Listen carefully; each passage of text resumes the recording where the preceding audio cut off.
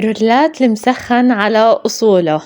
الرولات المسخن أو المسخن هي عبارة عن أكلة فلسطينية الصراحة كتير كتير طيبة، والحلو كمان ممتازة كاقتراح في عزومات خاصة في رمضان.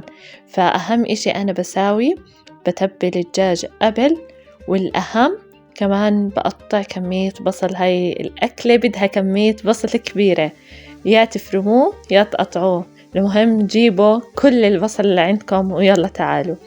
بستوي الدجاج عادي بسلقه تماما، وهون الدجاج لرولات المسخن بنفتفته لقطع صغيرة وبنحطه في طنجرة مع زيت زيتون بعد ما ينقلى البصل تقريبا يصير أشقر. وأهم إشي هون بدنا كمية زيت كبيرة ويكون زيت زيتون، هاي أهم سر في الطبخة، بزيت الزيتون وكمية بصل ودجاج مستوي. وأكيد من أهم المكونات يلي هو السماق، ويكون سماق بلدي وما يكون كله صبغات، وتأكدوا إنه يكون من أذكى الأنواع لحتى يعطي الفرق في الطبخة. هيك تقريبا بتكون الأكلة شبه جاهزة، وضاي الإضافات بالآخر لحتى تكمل الأكلة أكيد. وبعدين هون بنضلنا نشوح الدجاج مع البصل والزيت، وأكيد بنملحه، بنحط البهارات اللي بدنا إياها بس ما نكتر كتير بهار لحتى تبين نكهة عنا أكيد الزيت.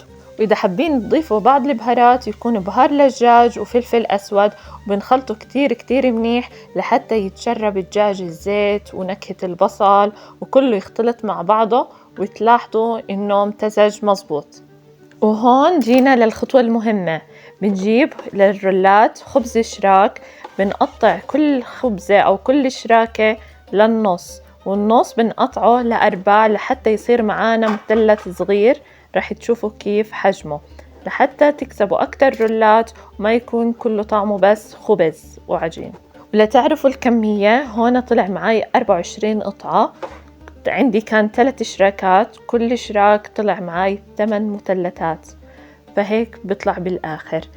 وسهلة طريقة الحشوة، هون بنمسك كل مثلث وبنحشي لحال بالحشوة اللي عنا، ونصير نلفها ونسكرها من الأطراف، وهيك بتطلع معنا شكل الحبة.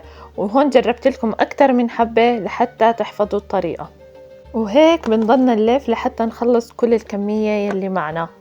فأكيد بنحمرهم بعدين بالفرن وعشان تشوفوا كيف الطريقة. وهيك بسم الله ما شاء الله طلعت شكل الكمية وعددها، فشوفوا مرتبهم كل رول مرتبة ومصفطة بطريقة حلوة. وهون بنبلش هلأ نحمرهم. للتحمير بنحط ورق زبدة، بنجيب أطول صينية عنا بنحط عليهم الحبات وزينهم بسماق وكمان زيت زيتون، بنحمرهم من تحت وبعدين من فوق، وهيك بيطلع شكلهم وجنبهم لبن وألف صحة وعافية. وما تنسوا الفولو والشير واللايك، ولا تكبر عيلتنا ونستفيد كلنا من بعض. فسلام.